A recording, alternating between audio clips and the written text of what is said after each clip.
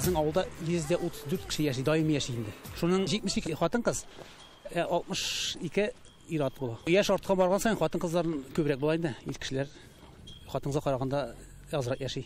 Хәзерге заманда инде җегет кешегә 70 төрле һөнәр дигән сүз ул уже хатын-кызга да актуаль булып тора инде. Буа районының Нурлат авылы. Мондагы хуҗалыкта Гөлназ Әмирханова ат карый. Әйе, ир-ат эшендә хатын-кыз. Тимиләр үзеңә күнеккәннәр ала безгә.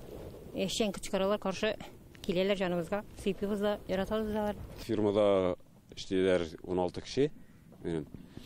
Шуннан инде, как хатыннар күбрәк инде ирләргә караганда. Буа гадәттә ирләр эшли торган вазифаларда хатын-кызлар булуы белән аерылып торган район. Комбайнчы хатын-кызлары бөтен республикага билгеле. Уракка ирле-хатынлы гаиләләре белән чыгалар. Аның обязанностьлары килгәч комбайнны чиста тотырга, майларга, кирәк вакытта булышырга, запчастлар кирәк булса складка кайтып килергә. Республиканың күпчелек районнарындагы кебек, Буа районында да халык саны елдан-ел кими. 2022 ел күрсәткечләре буенча биредә 39957 кеше теркәлгән. Һәм шуларның 47% ир-атлар. Яңа туган балалар статистикасы да кызларның күбрәк булуын күрсәтә. Әйтик, былтыр дөньяга килгән 192 баланың 94-е малайлар, 98-е кызлар. Кайбыч авылы мәктәбендә 38 бала укый, 17-се ир бала, 21-е кызлар. Биредә 9 хатын-кыз укытучыга нибары бер ир-ат мөгаллим. Совет вакытындагы популяр җыр бер кырыйда торсын. Потому что на 10 девчонок по статистике 9 ребят. Район буенча да шундый ук хәл. Безнең 4673 бала тәрбияләнә.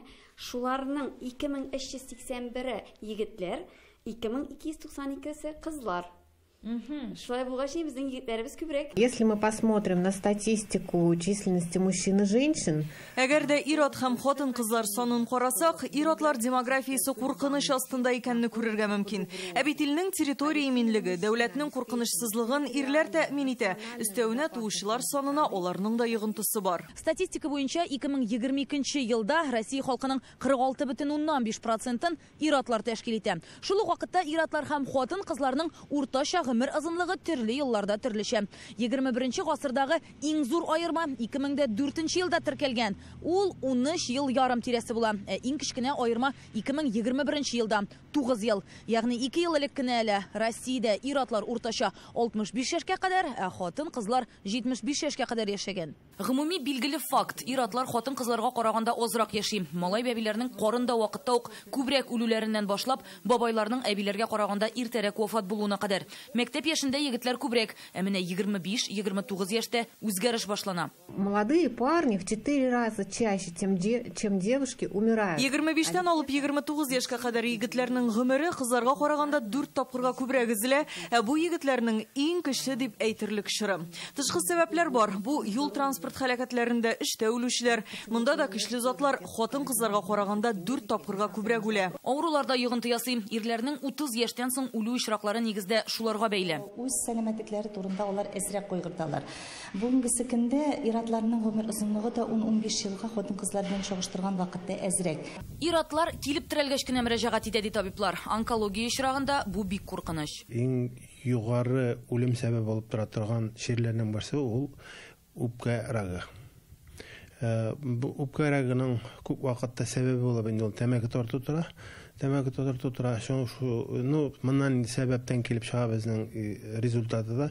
Чөнки ирләр безнең күбрәк тәмәке тартучылар һәм ирләр арасында үпкә рагы күпкә ешрак очрый хатын-кызларга караганда. Мужчина, у них есть чувство страха. Ирләр үзләренең авыру икәнен белергә курка, шуңа ахырга кадәр көтә. Кызганыч, бу хәл үлемгә китерә дә. Бездә бит Идел буенча иң яхшы онкология тармагы эшли. Иртә мөрәҗәгать иткән очракта барлык проблемаларны да хәл итә алырлык. Үзеңне кайгыртырга гына кирәк. Ир-атларның бит рәвешләрендә бит инде без беләсез агрессив сырда, урамда, нидә бик авыр хезмәт күрәләр алар. Хатын-кызлар ништә барыбер теге ни физик нагрузка әзрәгендә. Кешенең никадәр белемле булуы да гомер озынлыгына тәэсир ясый. Укыган үз-үзен кайгырта. Мужчина не сам по себе. Ирләр булай да үз сәламәтлеген кайгыртмый торган халык, әмма белемгә, укырга омтылучы кешеләр озаграк яши дә, сәламәтлегенә игътибарлырак та карый. Шундый күзәтү бар. В обществе принято Җәмгыятьтә ирләрне көчле җинес дип санарга күнегелгән, аларның демография характеристикасына карасак,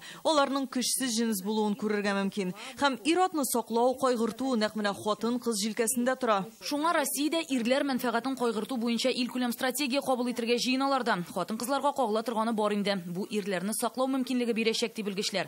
Ул диспансеризациягә дә кагылачак, чөнки анда килүчеләрнең һәр 5-нчесе генә ир-ат.